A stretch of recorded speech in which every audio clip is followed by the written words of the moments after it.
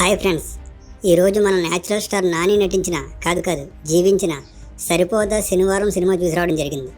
ఈ సినిమా ఎలా ఉందంటే ఒక్క ముక్కలో మన న్యాచురల్ స్టార్ నాని పక్కా పైసా వసూలు కమర్షియల్ బ్లాక్ బాస్టర్ కొట్టడానికి చాలా గట్టిగా చెప్పొచ్చు. ఒక సినిమా హిట్ అవ్వాలంటే ముందు మంచి కథ ఉండాలి, నెక్స్ట్ ఆ కథకి తగ్గ అద్భుతమైన స్క్రీన్ ప్లే ఉండాలి. ఆ స్క్రీన్ ప్లేని తన స్క్రీన్ ప్రజెన్స్తో అద్భుతంగా ఆకట్టుకుంటూ నడిపించే మంచి నటులు ఉండాలి. ఆ అద్భుతమైన నటనని కథకి తగ్గట్టుగా మలుచుకునే మంచి డైరెక్టర్ ఉండాలి. ఆ డైరెక్టర్ని హార్ట్ఫుల్గా నమ్మి కథకి డైరెక్టర్కి కావాల్సినట్టుగా అందించే అద్భుతమైన టెక్నీషియన్స్ ఉండాలి. ఫైనల్గా ఎంతమంది చేతుల మీదుగా కథ నుంచి చిత్రంగా ప్రాణం పోసుకునేది ఈ సినిమాని ప్రాణం కన్నా ఎక్కువగా ప్రేమిస్తూ నమ్మి నిర్మించే ఒక మంచి ప్రొడ్యూసర్ ఉండాలి. ఇదంతా ఎందుకు చెప్తానంటే ఈ సరిపోదా శనివారం అనే ఈ సినిమాకి ఇవన్నీ 100% పక్కగా సెట్ అయ్యింది. మంచి టెక్నీషియన్స్ అందరూ సెట్ అయ్యారు ఈ సినిమాకి. ఇకపోతే మొదలు కథ విషయానికి వస్తే ఈ కథ చాలా కొత్తదైతే ఏం కాదు. ఇది హీరో క్యారెక్టరైజేషన్ మీద ప్రాణం పోసుకున్న కథ.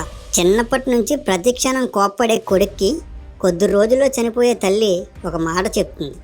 ఇలానే బ్రతకాలని ఒక మాట తీసుకుంటుంది. ఆ మాటని మనసులో పెట్టుకుని మన కోపానికి ఒక విలువ ఉండాలి, ఒక అర్థం ఉండాలి, ఒక బలమైన కారణం ఉండాలి.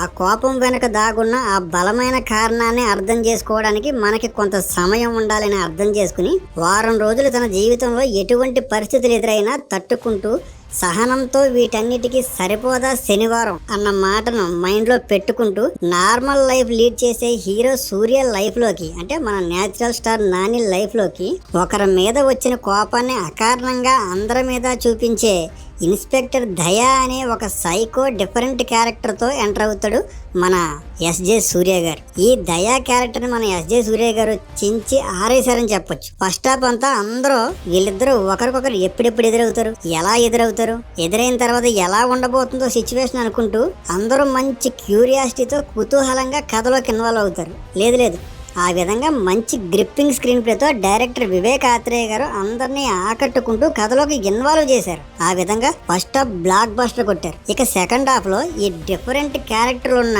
హీరోకి విలన్ కి మధ్య ధైర్యానికి భయానికి సంబంధించిన సోకులపాలెం అనే ఒక ఏరియా వల్ల ఎమోషనల్ ట్రాక్ స్టార్ట్ అవుతుంది. ఇది చూస్తున్నంతసేపు మనం ఎమోషనల్ గా కనెక్ట్ అవుతాం. కానీ ఇటువంటి ఎమోషనల్ డ్రామాలు చాలా మూవీస్లో చూసాం కదరా అన్న ఫీల్ కొంతవరకు మనల్ని కొద్దిగా డిస్టర్బ్ చేస్తుంది. కానీ ఓవరాల్ కథ మొత్తం మీద మాత్రం ఈ ప్రభావం పడదు. కథకి తగ్గట్టుగా కథ కావాలని డిమాండ్ చేసిన కొన్ని యాక్షన్ సీన్సే కారణం. ఈ కథకి డైరెక్టర్ ఎంత ప్రాణం పోసాడో, హీరో నాని ఎంత ప్రాణం పోసాడో అంతకు మించి stunt masters, music director, cameraman ప్రాణం పోసారు. బలమైన సన్నివేశాల్లో వచ్చే ప్రతి యాక్షన్ సీక్వెన్స్ లో ఒక టెక్నీషియన్ మరొక టెక్నీషియన్ మించి పోటీ పడ్డారు. ఫైనల్ గా ఫైట్స్ విషయంలో ఈ సినిమాకి 100 రెట్లు ప్రాణం పోసారని చెప్పొచ్చు. ఇక మ్యూజిక్ విషయానికి, ఆర్ఆర్ విషయానికి వస్తే జేక్స్ బజాయ్ గారు ఇరక్కొట్టేశారని చెప్పొచ్చు. కథలో ఉన్న ప్రతి సన్నివేశానికి ఫ్రేమ్ టు ఫ్రేమ్ ఆయన ఆర్ఆర్తో ప్రాణం పోశారు. ఇక పాటలు అన్నవి సందర్భానుసారంగా వచ్చాయి. ఎక్కడ అసందర్భంగా మ్యూజిక్ విషయంలో కంప్లైంటే లేదు ఈ సినిమాలో. ఇక నటీనటుల పనితీరు విషయానికి వస్తే మన న్యాచురల్ స్టార్ నాని గారి గురించి చెప్పక్కర్లేదు. ఈ కథ పుట్టిందే నాని కోసం చెప్పొచ్చు. ఈ కథలో ఏగా సినిమాకి, నానికి, సమంతకి, కిచ్చా సుదీప్కి సంబంధించిన ఒక ట్రాక్ సందర్భానుసారంగా రన్ అవుతూ ఉంటుంది. ఇది వచ్చినప్పుడల్లా మన ఆడియన్స్ పెదాలపై ఏగా సినిమాలో మనల్ని ఇంప్రెస్ చేసిన కొన్ని సీన్లు గుర్తొచ్చి మన పదాలపై చిన్న చిరునవ్వు వస్తూ ఉంటుంది అనమాట. ఇక హీరోయిన్ ప్రియాంక మోహన్ గారికి ఈ కథ చాలా మంచి రోల్ ఇచ్చింది. ఈ రోల్కి ఆమె 100% న్యాయం చేసింది. నాని ప్రియాంకల పేర్ ఎప్పుడైనా బ్లాక్ బాస్టర్ అని మన అందరి మైండ్ లో తన ఇన్నోసెంట్ నటనతో ప్రింట్ చేసింది. ఇక ఎస్జే సూర్య గారి పెర్ఫార్మెన్స్ విషయానికి వస్తే ఆడియో ఫంక్షన్ లో నాని చెప్పినట్టుగానే ఇద్దరూ నిలబడిన ప్రతి ఫ్రేమ్ లో ఎస్జే సూర్య గారు నానిని డామినేట్ చేసినట్టుగా అనిపించింది. కానీ నాని న్యాచురల్ స్టార్, ఆయన తగ్గుతాడా? ఆయన ఎక్కడ తగ్గేదేలే, తగ్గలేదు కూడా.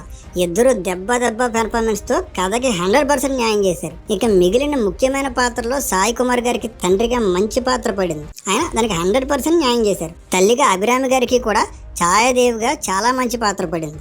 ఒక పర్టిక్యులర్ మదర్ ఎమోషన్ మీద డిపెండ్ అయ్యి నడిచే ఈ మూల కథకి అమూల్యమైన మంచి పెర్ఫార్మెన్స్తో అభిరామి గారు 100% న్యాయం చేశారు. ఇక చెల్లెలు క్యారెక్టర్ చేసిన అదితి బాలన్ గారు, అజయ్ ఘోష్ గారు, మురళీ శర్మ గారు ఇంకా తదితర పాత్రలు అందరూ వాళ్ళ లైఫ్ బెస్ట్ పెర్ఫార్మెన్స్ ఇచ్చి ఈ కథకి తగ్గ న్యాయం చేశారు. ఈ కథలో మురళీ శర్మ గారికి ఎస్జే సూర్య గారికి మధ్య ఒక అన్నదమ్ములు వైరానికి సంబంధించిన ఒక ట్రాక్ నడుస్తూ ఉంటుంది. ఇది వచ్చినప్పుడల్లా ఈ కథలో న్యాచురల్ కామెడీని ప్రొడ్యూస్ చేస్తూ మనల్ని మరింత ఎంటర్టైన్ చేస్తూ ఉంటుంది అనమాట. ఇలా అన్ని విషయాల్లో ఈ కథకి 100% కావాల్సిన న్యాయం జరిగింది. అందుకే ఈ వారం మన ఆడియన్స్ని అద్భుతంగా ఎంటర్టైన్ చేసే ఒక మంచి బ్లాక్ బస్టర్ మూవీగా నిలవబోతుంది. ఫైనల్గా నా మనసు గెలిచిన ఈ సినిమాకి నేను ఇచ్చే రేటింగ్ 5కి అవుట్ ఆఫ్ 4.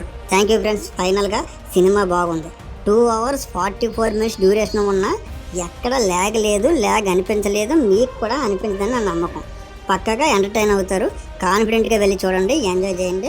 ఒక్క రిక్వెస్ట్ ఏంటంటే కొంచెం వీలైతే సబ్స్క్రైబ్ చేయండి, షేర్ చేయండి.